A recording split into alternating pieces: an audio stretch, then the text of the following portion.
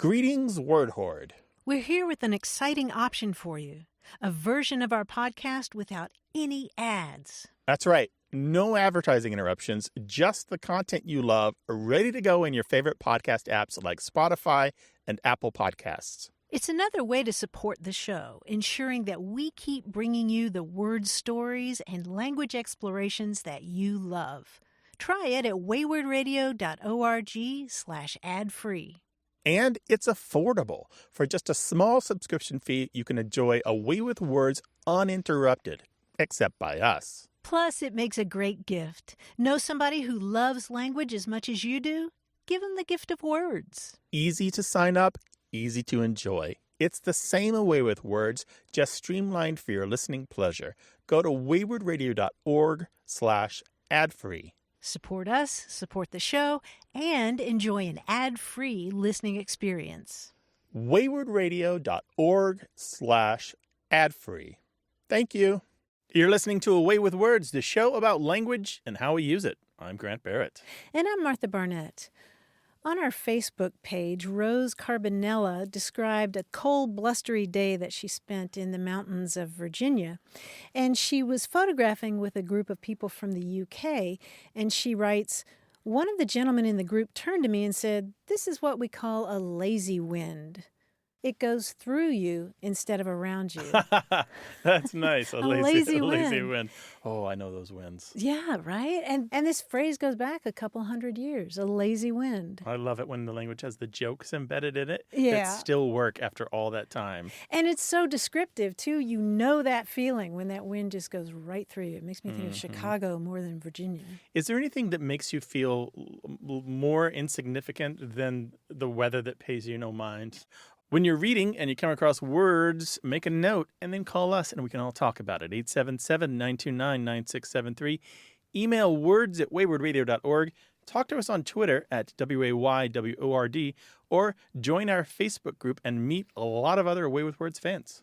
Hello, you have a way with words. Hi, this is Brittany calling from Puyallup, Washington. Hey, Brittany. Welcome to the show. Where in Washington? You. Seattle? Puyallup.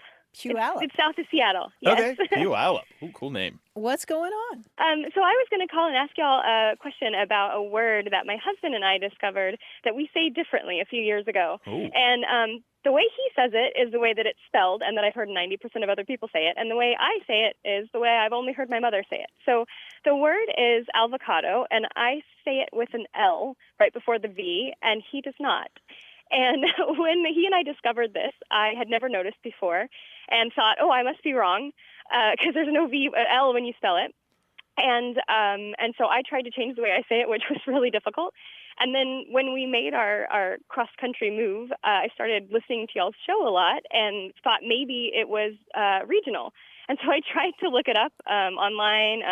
I tried to use a Dictionary of American Regional English, and I couldn't find anything. So my husband was like, well, you should call the experts and see what they say. So just to clarify, this is the wonderful green fruit that becomes guacamole, right? Yes. Avocado with an A-L at the beginning instead of just an Yes. A-V. That sounds like I've only heard my mom say it. Okay, there's a bunch of stuff to say here. One is, if you Google the spelling of avocado with an L as avocado, you will find it out there.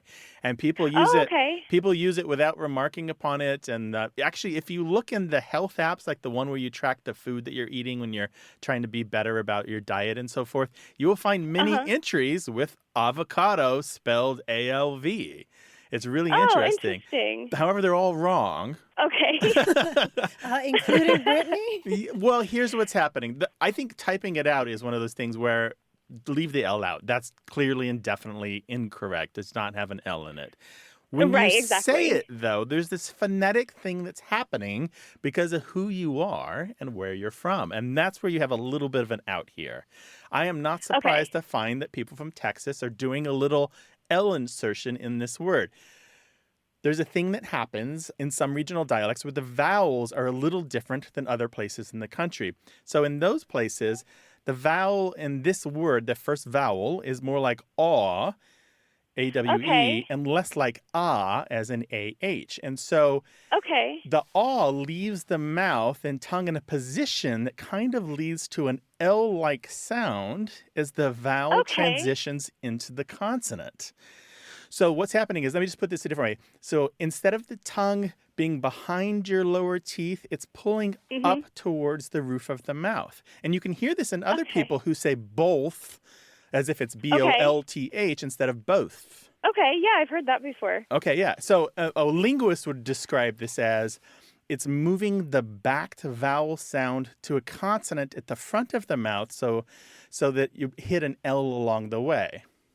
Okay, that's awesome.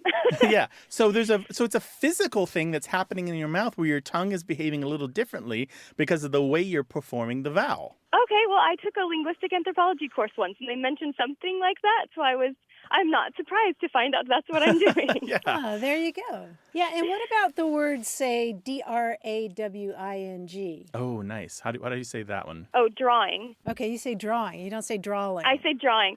So my mom is a born and bred native Texan, and my dad is a Air Force brat who lived all over. So I seem to pick up some things from him and some things from her. And so we always have fun picking out, like, oh, do you say, towel or towel or, like, different words? And so I seem to get different ones from each of them. I don't know if that's a thing, but that seems to be oddness in my pronunciation where it's different depending on the word. Yeah, you do pick some stuff up from your parents. Mostly you pick it up from your peers, the people you go to school with, and people who are your friends. But yeah.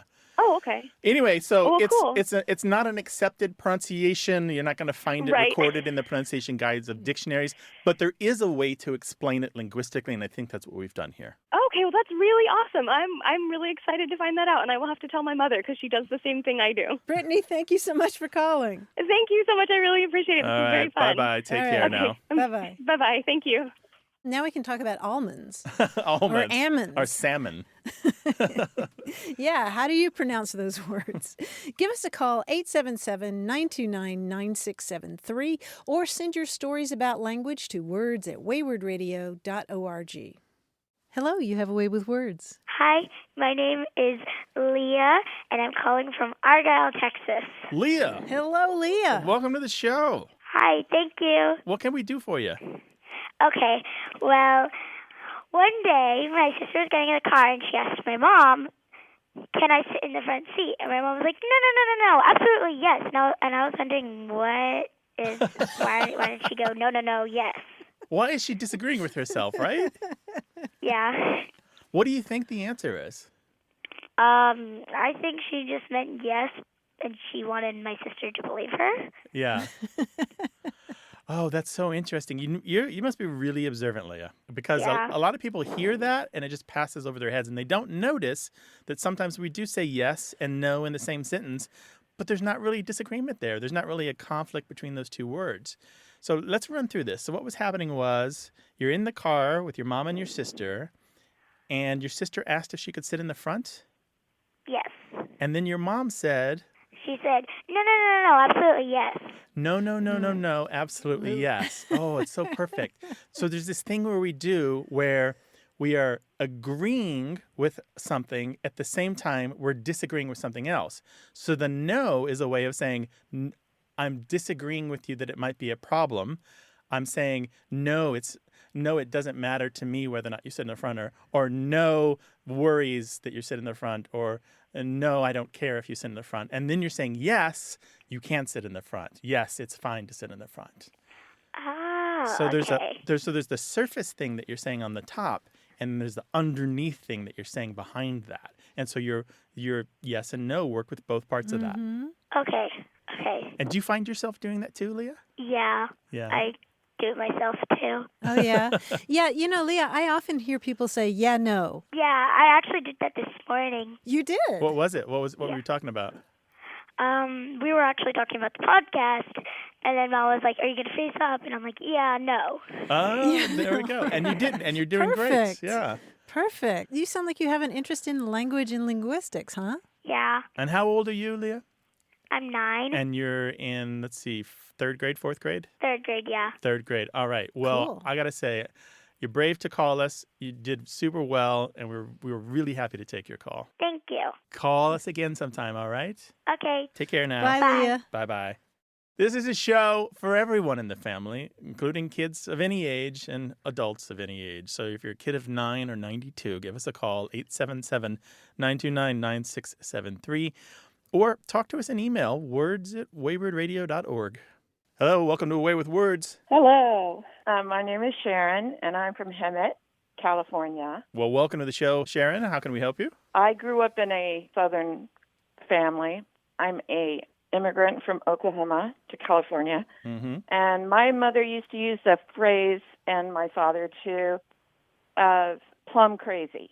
As a kid, I just didn't understand it, what this plum, like the fruit, of course, have to do with being crazy. Or, that's just plum stupid. It usually had a derogatory, ending towards it. As I grew up, I was in the construction business, Mm-hmm. and the plumb line on a chalk plumb line, where you flick it and you get a straight line Mm-hmm. on a wall in order to set up walls or whatever. That's called a plumb line, and I just thought, well, maybe that's what it meant.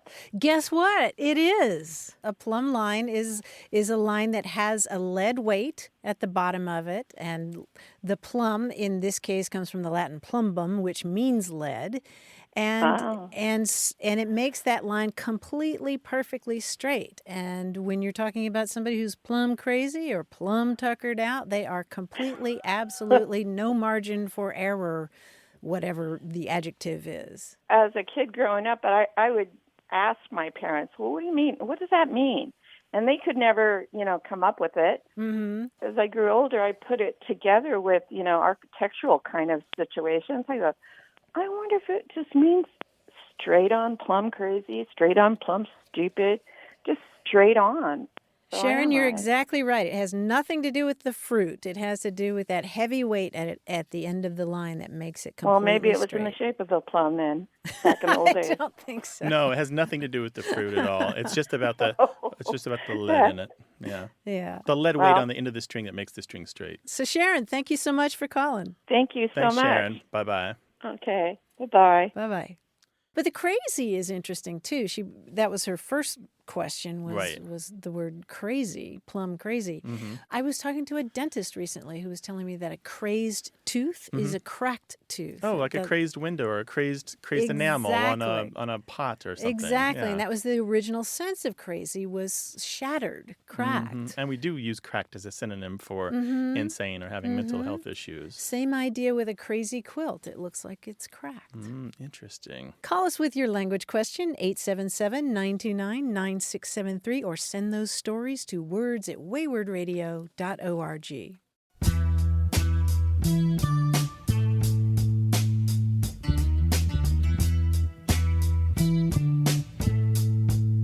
You know what a bucklebuster is?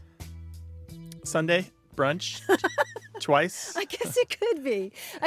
But it's also a theatrical term. A buckle buster. Mm-hmm. When you steal all the costumes and you flee after a failed performance. I don't know. And your trunk is busting. I don't know. I have no idea. Bursting. Well, say you're watching a comedy. Yeah. What is the moment that's going to be the buckle buster? Oh, the funniest thing. Yeah, exactly. Okay. The line you're working up to, right? Right, Bring down right. the house The with big it. laugh line Okay, is got called a buckle buster. 877-929-9673. This show's about language examined through family, history, and culture. Stay with us.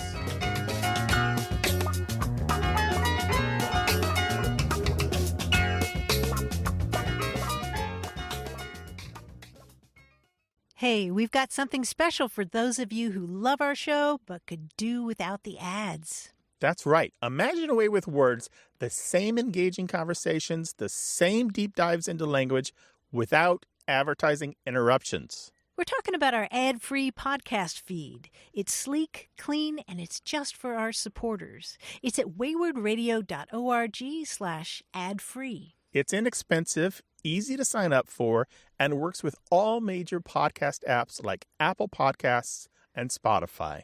It's an affordable way to support the show and get a seamless listening experience. And if you're feeling generous, why not give a subscription to another Away with Words fan? That's waywardradio.org/ad-free. Sign up today. Your support means the world. waywardradio.org/ad-free. Thank you.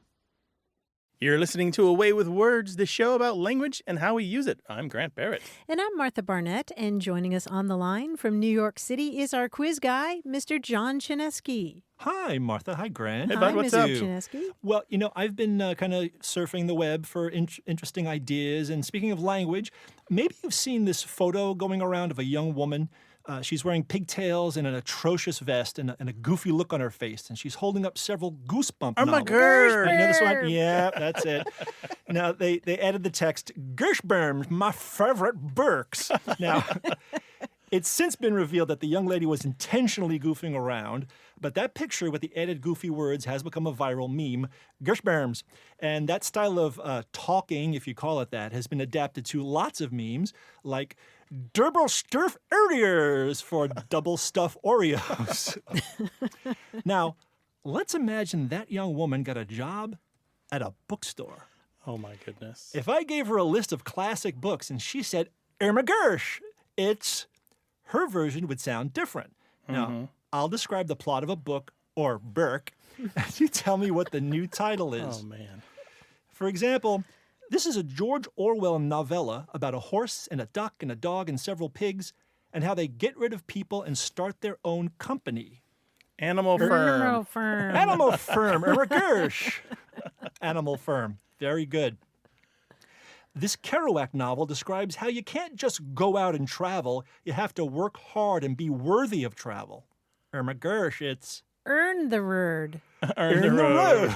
Earn the road. Earn the road. Oh, earn the road. Okay. I Earn see. the road. Just Like I one said, of the words. Yeah. It's too hard not to do that with every word. It is. It's very hard. Okay. This Burgess book is about a receptionist at a hotel, his duties, and how his color changes when he eats too many Cheetos. The Clerkwork Orange. A clerkwork orange, Irma Oh, Gersh. hey, Clerkwork. A clerkwork orange. Now, Raymond Chandler writes about a guy eating a bowl of soup and how he takes one giant, messy drink of it. Irma Gersh. It's, Something slurp.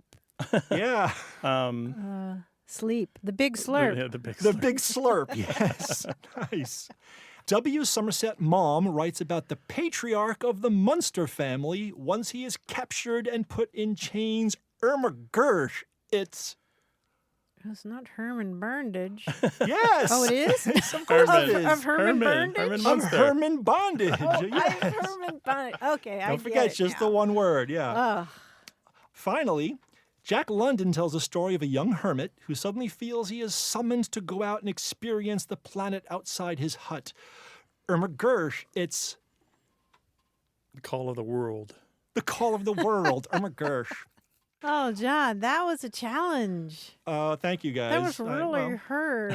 It's further heard. You know, I was prepared. Yeah. I have all the Goosebump titles memorized, but you didn't use a one of them, so I feel misled. It's the Night of the Living Dermy. Thanks, John. We'll talk to you next week. Thank you, guys. Talk Thanks to you a then. lot, Cheers, John. Bye-bye. Bye-bye. 877-929-9673 or send an email to words@waywardradio.org.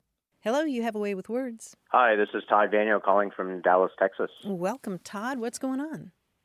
Well, a couple weeks ago, you on your show mentioned looking up words while reading, and I wanted to know what process you guys use for that, because I find myself wanting to look up words while I'm reading, but kind of interrupting the flow to do so always kind of keeps me from doing that.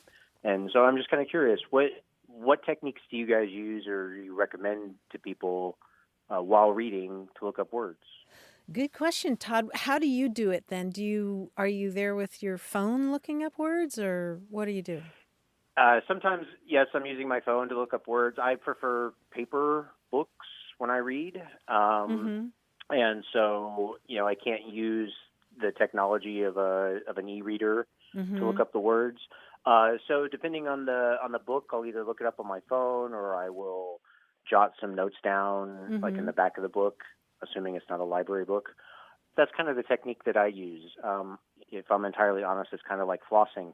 It's something I should do, but I don't always. So I like that's that part analogy. of the problem. Yeah. So while you're reading, you look them up, or you save them to the end? Usually while I'm reading, I will look them up. Mm-hmm. But again, there are some books that's just not really a conducive method for, if like when I read The Last of the Mohicans, it always took me 20 minutes to kind of get into the flow of the language as it was written then anyway. So stopping to look up words really doesn't work in a situation like that, in my opinion. Yeah, that's interesting. That's a challenge. And Grant and I may have different approaches here. I know that we've talked about this. I think we do. Yeah, I read the way you do, Todd, reading books rather than electronically usually. And I usually have my phone nearby, and I use onelook.com to look up words as I go. And I always make sure to look at the etymologies, because I think that way, rather than keeping a list that you look at arbitrarily toward the end, you learn the history of the word, and sometimes that can help you recognize it later. So etymologies always help me. I have tried in the past to make a list of the words and look them up later, but then they're out of context for me. And it's hard for me to remember what I was reading about. The only time that I end up reading something all the way through is if I'm reading Spanish. I think there's something to be said when you're reading a foreign language for trying to get the gist of something. Sure. I don't think we're that far off. I do what you and Todd do. The whole idea of breaking the narrative, that's really important to me. If I were reading The Last of the Mohicans, I understand exactly what you're saying. Just having that interruption to the flow, sometimes not understanding completely is less of a problem than not being able to get back into the narrative.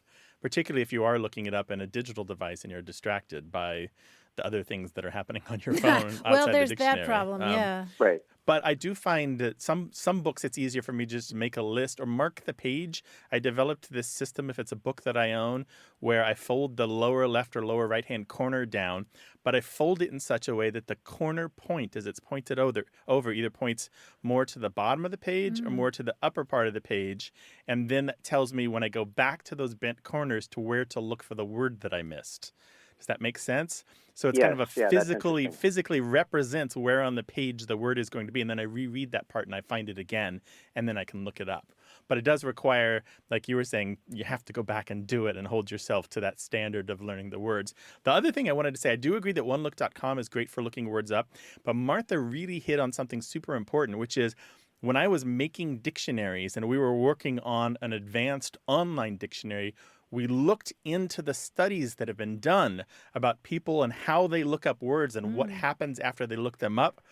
Most people, when they look up a word, do not remember the definition 30 seconds later. Interesting. And I catch myself with that as well. And one of the ways I do it, and since I'm old school and read paper books, I also believe in the whole moving your hand to remember things. And so often I will write the word down and a short definition, and that often helps me remember the word. So mendacious has become one of my favorite words of late, and it's because I wrote down what that definition was when I ran across it. I will say the digital tools, I love the fact that my Kindle tracks what words I look up. I have long pages of words there. I use an open source app on my phone that looks up things like on WordNet and a few other open source dictionaries, also keeps track. So I can actually go back, and I do have that running list, and it's fascinating to see. And one of the things I discovered about myself is that I frequently look up words that I think I know just to make sure that I actually know them. So I'll look into onelook.com and see what that is like, as opposed to the dictionary that's built into my phone. OneLook searches a bunch of dictionaries all at once, which is why it's great. Okay. All right. Well, thank you very much for your help. Todd, really appreciate it. Thanks, Todd. Yep. Have a good day. Bye-bye. Bye-bye. Well, we'd love to hear how you read. What are your strategies for remembering words that you have to look up while you're reading, or how do you look up words while you're reading or afterward? Give us a call, 877-929-9673, or send your observations about language in email to words@waywardradio.org.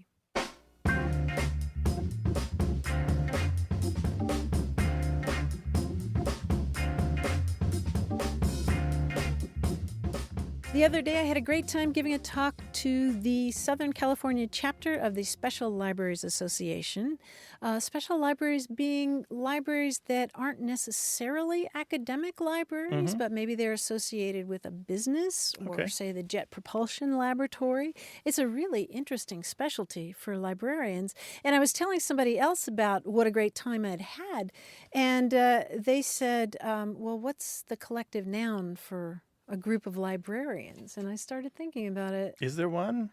Not that I know of, but, well, first I thought of a Dewey of librarians. And but I understand that the Dewey Decimal System is kind of on the outs. Yeah, it is. It wasn't it can't be expanded enough to really encompass all the new ideas. But maybe our listeners have an idea. Yeah, what's the collective noun for a group of librarians? 877-929-9673 or email words@waywardradio.org. Hello, you have a way with words. Good morning. This is Gwen Chamberlain from San Diego, California. Hi, Gwen. Welcome to the show.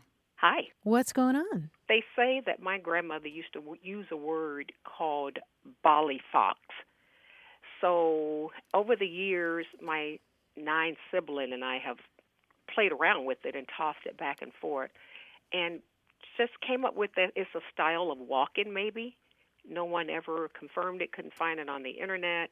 I grew up in rural Mississippi during the Civil Rights Movement era, and there was a lot of segregation and stuff at that time. So I'm not sure if it's a culturally segregated word or my grandmother may have heard it someplace, although she was just a stay-at-home Sunday school teacher, I hear. And I don't think she had a bunch of outside exposure, but we're talking in the early 30s maybe. I was born during the 50s and grew up during the 60s in Mississippi. Well, we talk about a sassy way of walking.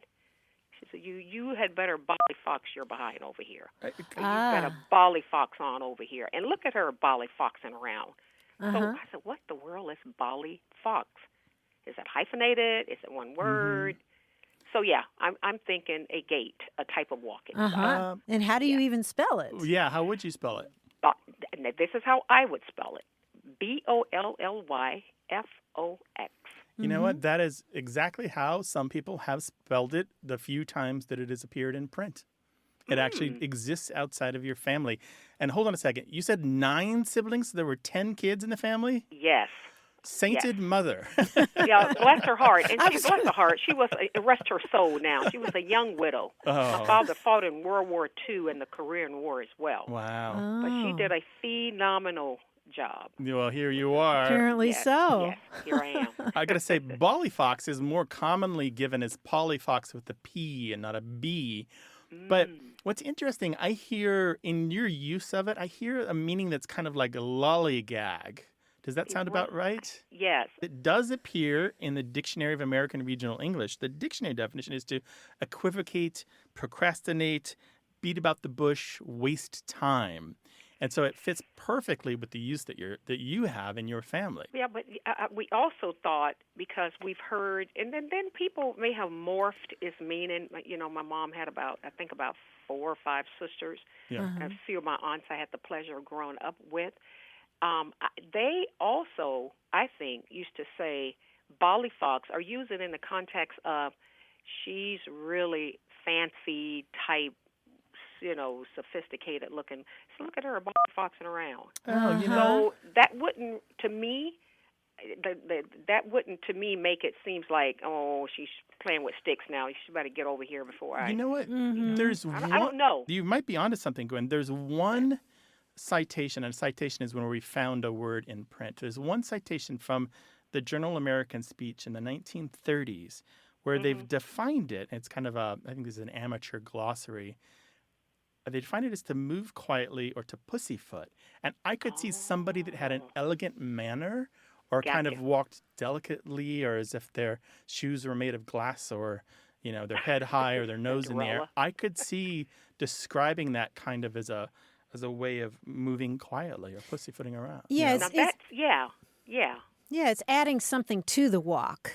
some kind of quality to it. And that citation was recorded from the Ozarks. We do have others from Mississippi, but they are more of the meaning of wasting time or fooling around, acting silly. Pollyfoxing. Acting silly. That is too incredible. I'm looking forward to the calls that we get on this and our emails because we have a lot of listeners in the South, the American South.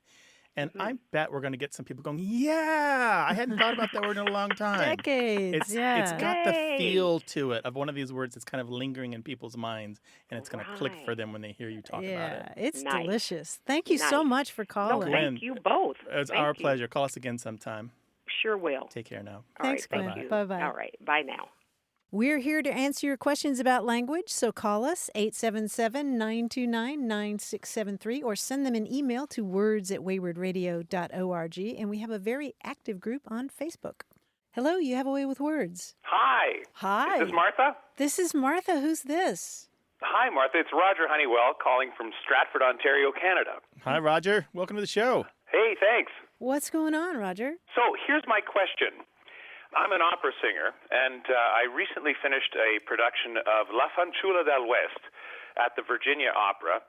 And in this opera, I play a character named Dick Johnson, who is a bandit. And he's caught out by a gang of miners, and the miners are about to hang him. I guess my question to you is, while we were in rehearsal, I was always wondering if I'm to be hung or I'm to be hanged. And I'd like to know the difference. Oh, it's a good thing. That's a good question. What are your instincts telling you? What is your inner language heart saying to you? I think the correct one is hanged, but it sounds better to be hung. Yeah, no pun intended, but yes. Yeah, they're both kind of awful options, though. Yeah, right. Well, listen, my next opera, I'm going to be eaten by a whale. So I think I'd rather be hanged. So which part are you playing then? You're singing Captain Ahab. Yeah. Okay. Wonderful. Okay. Well, you have a wonderful life. No, it usually ends pretty badly on stage for me. I'm either hanged or hung or eaten by whales. At least rigs aren't falling down on your head. This is true. Exactly. So the division is really clear on hanged and hung, and it's almost universally agreed upon by usage experts and dictionaries and style guides as hanged is used for people who die by hanging, and all other uses are hung. Okay. Yeah, so that's the clear-cut line there. And the reason it's so is because hanged is the much older form, and then somewhere along the way, before the language was fully came anywhere near standardization, and before they started thinking about regularizing it across all the different dialects, hang had a variety of past tense and past participle uses, and people thought it should conform to words like sing, sang, sung, and make it kind of behave the same way. But that's just, they added that on afterward and kind of shoehorned it into that kind of shape, and it didn't really ever stick. But the hanged use, because we have, as humans, have been hanging people for a very long time, hung around and continued to exist and became specialized just for that particular use, to put somebody to death by hanging. They have been hanged. Okay, very good. But a picture is hung, okay? True. Right. A picture isn't hanged, and you can be terribly hung over. You can't be terribly hanged over. That's right. True. Yeah. Curtains are hung. What else? What else is hung? Banners are hung. Stockings by the That's fireplace. right. Yeah, Stockings are hung. Yeah. Okay. Well, thanks for clearing that up. Now I can have some authority when next time I do La Fanciulla del West. Yeah. Roger, really appreciate the call. Call us again sometime, all right? Give us the story of the stage. Thanks so much. Really appreciate it. All right, take care All now. right. Bye-bye. Bye-bye, Roger. Bye-bye now. 877-929-9673.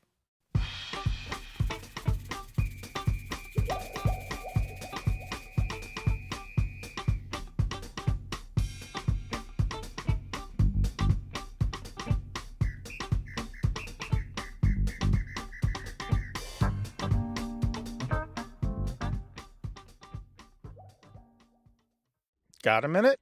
We need your help. Head over to gum.fm/words and share your thoughts in our quick survey. Your feedback matters. It's the backbone of our show's success. Thanks for making our show even more successful. That's gum.fm/WORDS. Thank you. You're listening to Away with Words, the show about language and how we use it. I'm Grant Barrett. And I'm Martha Barnett. I came across a super cool word the other day. Oh, it's yeah? Gadarene. Gadarene. Spell that for me. Gadarene. Gadarene. E-N-E. Mm-hmm. Is it the name of the molecule that makes polyester pants? I don't know. I don't know what it is. The "ene" suggests a chemical of some kind to me, or a substance of some kind, but the "gad," I'm not finding anything there. Okay, and the definition probably won't help. Okay. Because Gadarene describes a headlong rush towards something.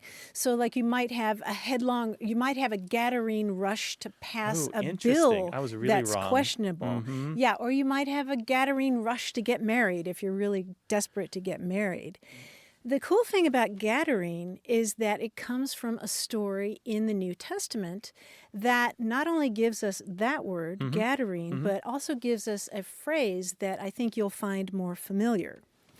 The story is that Jesus crossed the Sea of Galilee to the land of the Gadarenes, and in the land of the Gadarenes there was a guy who was possessed by demons, all these evil spirits, and he lived up in this cave, and he yelled all the time, and he cut himself with stones. And when Jesus gets there, he's asked to get these demons out of the guy. Right.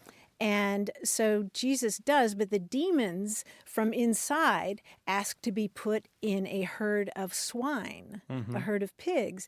And so Jesus gets the evil spirits out of this guy, puts these spirits into the swine, and then the swine go nuts and go running off a cliff into the sea and drown. So that's the Gadarene rush. Yes.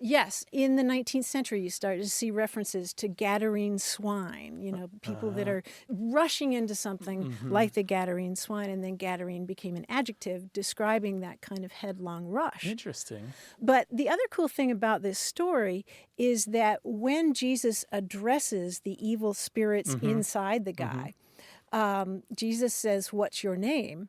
And the guy replies, "My name is Legion." Oh, there we go. How about that? Because there's so many evil spirits inside of him. That's the click. Yeah, because that's used so many times in scary movies and science fiction and tons of places. Yeah, My I think name there's a is science Legion. fiction book that's titled My Name is Legion. Yeah, it pops up in comic books all the time. Yeah.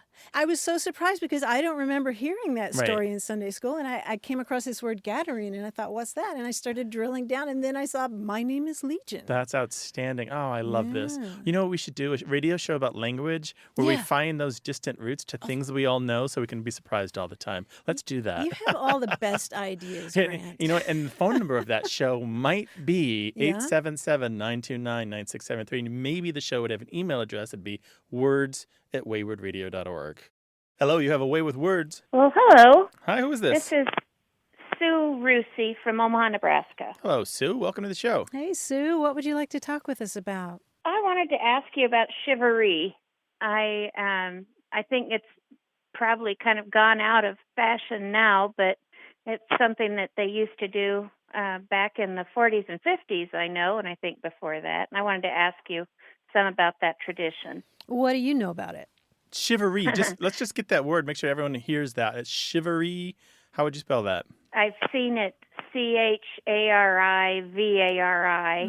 but it's pronounced like Shivaree. And my folks were shivareed when they were married.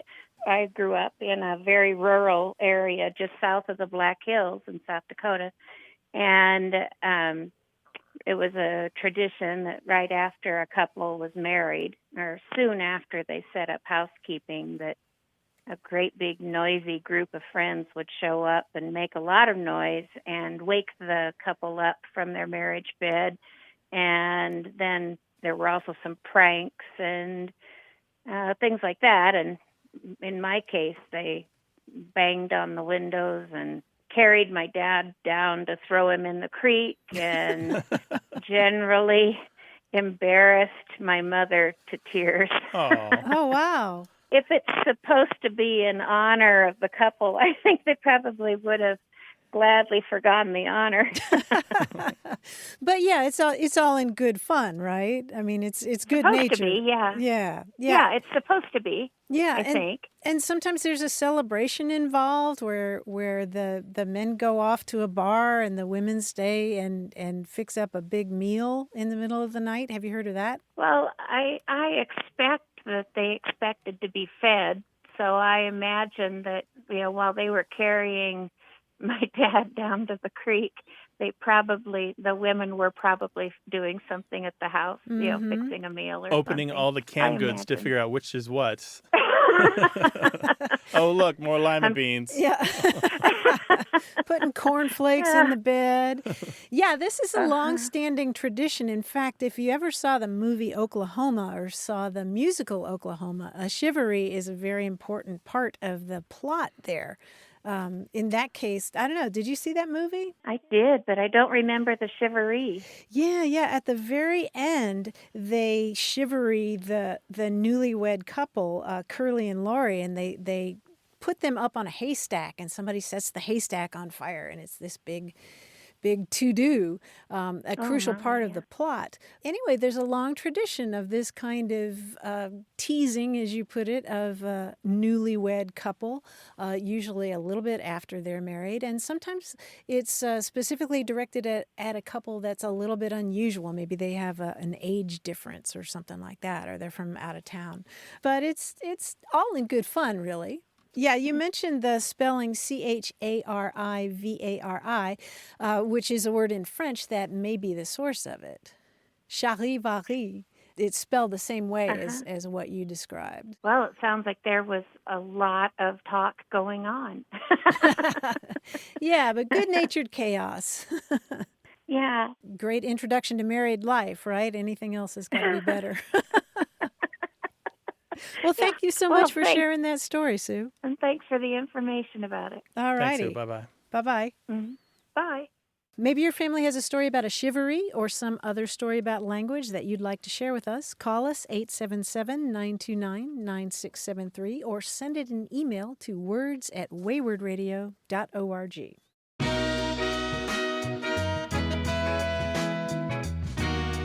Grant, do you know what a flying pickle is? Cuke nuke. That's good. Dachshund with wings. Dirigible. Keep going. This Blimp. is great. Part of a food fight. Could be, but it's also a whale watching term. Oh, what's the word again? Flying pickle. Oh, a flying fish. A fish that breaches. A whale that breaches. A little newborn baby humpback whale that's breaching. Oh, that's You go out on a nice. whale watching tour, they call it a flying pickle. Flying pickle because it's a little bitty and covered in bumps. Smooth like a pickle. That's I didn't sweet. think about the bumps, but yeah. Oh, that's nice. Whale watching. Whale watching is a good thing to do. It's that time of year for it. Right here in San Diego. Gray whales coming up and down. 877-929-9673. Welcome to Away with Words. Hi, this is Ryan calling from Abilene, Texas. How are you guys doing? Excellent. Ryan, welcome to the show. Doing well. What's up, Ryan? Thanks. Okay, so what I'm calling about is a phrase that I heard, I think both of my parents said it, and they would use the term, they would say, ow, that's smart. Like, kind of the times when I heard them use it were mostly my dad. He and I used to do a lot of woodworking when I was younger, and most of the time that I would hear it would be times when, we would be working in the garage or in the shop, and you might, smash your finger with a hammer or something like that. Or maybe my mom, who's a seamstress, would, maybe stick herself with a needle or something like that. Mm-hmm. Yeah, it's a really, really, really old term, and I guess your confusion is why smart when we think of somebody who's really intelligent is smart. Is that what you're wondering about? Yeah, and I had never really questioned it until I, was listening to your show. I listened pretty regularly, and I thought, that's one thing that I've always heard, and I mean, I've said it too, just inherently from, hearing my parents say it. Ryan, here's the really interesting thing. The word smart is really, really, really old. And the original sense of it was describing something that was painful or stinging, just the kind of thing that you're describing. The Old English word smearton meant to sting or to be sharply painful. And over time, you can kind of see where the idea of something sort of sharp or vigorous or forceful would end up also being used to describe someone who's intelligent, or action that's intelligent, something that's smart.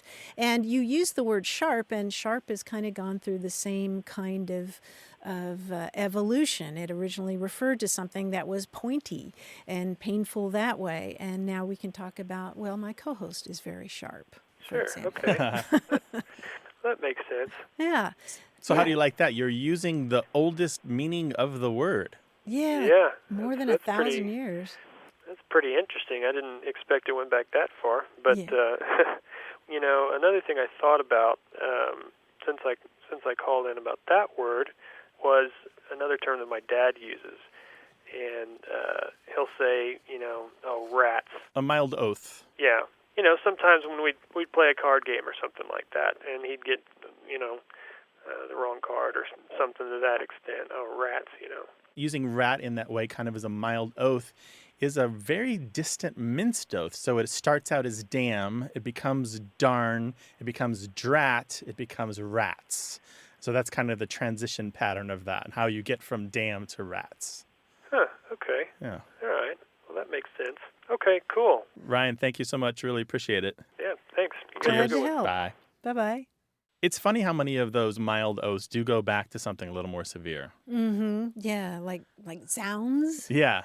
God's wounds. God's wounds. Yeah. Terrible. Are all the different forms of Jesus Christ that become other things, right? Yeah. Jiminy. Right. Criminally. Yeah. 877-929-9673.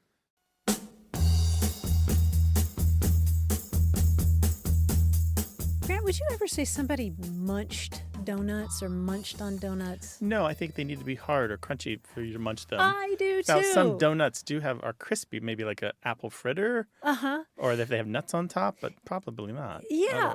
Yeah, I've read things where people talk about munched on something soft like that, and it doesn't strike me as correct. You munch on chips, you munch on nuts, you munch on apples. Right. You know me, I was so disturbed when somebody was talking about munching on donuts that I went and looked it up, and apparently a lot of people think otherwise. So the dictionaries have ensconced this idea that munching could happen even for something that's not crunchy. Yes. Dear dictionaries, how dare you include this meaning that I don't agree with? I know. I'm usually pretty permissive about this kind of thing, but munch, I don't know. Well, we have our own learned experience that comes from living a life, and we develop our idiolex, that's the language that we own. Right. And you know the spiel, you know the argument for it. And, that's right. But we are going to run up against the world that disagrees with us pretty much all the time. And we talk about it here, and you can too. Call us 877-929-9673. Hello, you have a way with words. Hi, this is Kavya. I'm from Des Moines, Iowa. Hi, Kavya. Welcome to the show. Thank you. What would you like to talk with us about? Well, I've lived on and off in Des Moines my whole life, and when I was a kid, I thought that I was calling chipmunks the wrong thing because everyone around me called them squinnies, which I assume means mini squirrels or something.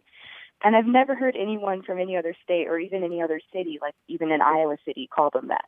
And so I was wondering if you know where that came from and why it's here. Oh, you really haven't heard anybody else in Iowa say it? A lot of people in Des Moines say it, but, you know, I have a couple friends who live in Iowa City, and I said, have you ever heard them called squinnies? And they said, what are you talking about? So just to clarify, squinnies, like S-Q-U-I-N-N-I-E-S? I've never seen it written down, but that's what I would assume. And these are, what kind of creatures are these? They're chipmunks, three-lined ground squirrels. Okay. Okay. Yeah. Yeah. Well, it's really interesting that you mentioned that because it is pretty much particular to Iowa. Oh, really? Yeah. Yeah. I don't see references to it much of any place else besides Iowa. And it's a term that indeed means chipmunks or ground squirrels, little bitty squirrels, and we really don't know the origin of it. There's another term that some people use, grinnies, for the same little animal. Also, mostly in Iowa, though a few other states also have it. And that's when grinnies apparently is far more common. Yes. There's a lot more evidence for it Really? anyway. I've Yeah. never heard grinnies before. Oh, you've never heard that one? No. It's cute. Well, I Yeah. consulted with the Iowa expert in my house, which is my wife who grew up in Grinnell, just down the interstate from you. And she knows grinnies, and she insists that it's only the kind that have the stripes. If they don't have the stripes, they're not a grinny. Yeah, it's the same with squinnies. It's just the chipmunks. It's not an actual squirrel. Yeah, and names like that for little animals they're often kind of variable. They kind of move from one animal to another, sort of like plants sometimes. Right. You can have a lot of different plants called daisy, but they might be very different from each other. Right. But yeah, squinny. I always thought, I've run across this word before, and I always assumed it was because they came out of the ground squinting, kind of blinking into the sunlight. But I don't think that's it. We just don't know. We don't know. I bet if you went out into the countryside and talked to folks, just go find fish fries and barbecues and yard sales. I bet if you talk to people, you'd find other people who say grinnies and squinnies. Yeah, probably. It's cool that it's just an Iowan thing. Yeah. I wish we knew where it came from, but I guess mini squirrels is the best theory that I have. Yeah, mini squirrels, maybe. It could be some indigenous word particular to that part of the country. We just don't know. We just don't know. Yeah. Kavya, thank you so much for your call. We really appreciate it. Yeah, thank you guys. All right, take care. Bye-bye. Thanks.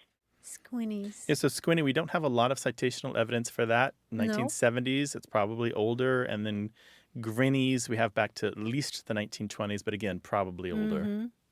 So you think grinnies is older than squinnies? There's more, like I was saying, there's more evidence for it, which usually means it's more widespread. Yeah. People are more likely to put it in letters and diaries and, newspaper columns, that sort of thing. 877-929-9673.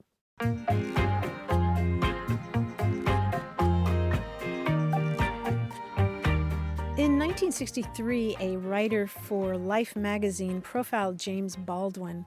There's a comment in there that Baldwin made that has really stuck with me. He said, "You think your pain and your heartbreak are unprecedented in the history of the world, but then you read."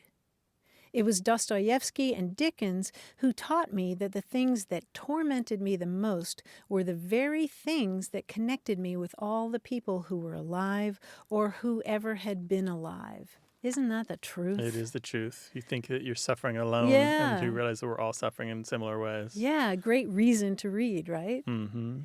There was another phrase that he used in this Life magazine profile that I found fascinating. I did a little bit of digging on it. He said, "Fame can lead to just as many disasters as poverty. Since I got to my grits, since I've had enough to eat around 2 years ago, I've been as lonely as I ever was in my life." And that expression, "since I got to my grits," have you ever heard that? No, I haven't, but it makes sense to me. Yeah, you finally get to where you can support yourself or whatever, and that's a phrase that's been around. Not Dizzy just money. Gillespie used it. Not just money, but real money. Just your sustenance. Just I think. right, I see. No longer struggling. Yeah. There's an old song called "Trying to Get to My Grits." Trying to get to my grits. Yeah. Trying to make enough to get by. Exactly. 877-929-9673. Want more Away with Words? Listen to years of past episodes at waywardradio.org or find the show in any podcast app or on iTunes. Our toll-free line is always open, so leave us a message at 877-929-9673 and we'll take a listen. We love to get your messages at words@waywardradio.org or hit us up on Twitter at WAYWORD and look for us on Facebook. This program would not be possible without you. Grant and I are out to change the way we listen and think about language, and you're making it happen. Thanks also to senior producer Stephanie Levine, director and editor Tim Felton, director Colin Tedeschi, and production assistant Emma Kelman in San Diego. In New York, we thank quiz guy John Chinesky and that master of keeping it real, Paul Ruist at Argo Studios. Away with Words is an independent production of Wayward Inc. From the Recording Arts Center at Studio West in San Diego, I'm Martha Barnett. And I'm Grant Barrett. So long. Bye-bye. Hey, listeners, we have a favor to ask. We'd love for you to fill out our listener survey at gum.fm/words. Your feedback is crucial. It's quick, and it helps us make our show even better. It shapes our show, helps us plan, and ensures we're bringing you the content you love. That's gum.fm/WORDS. Thanks for being a part of what we do. Thank you.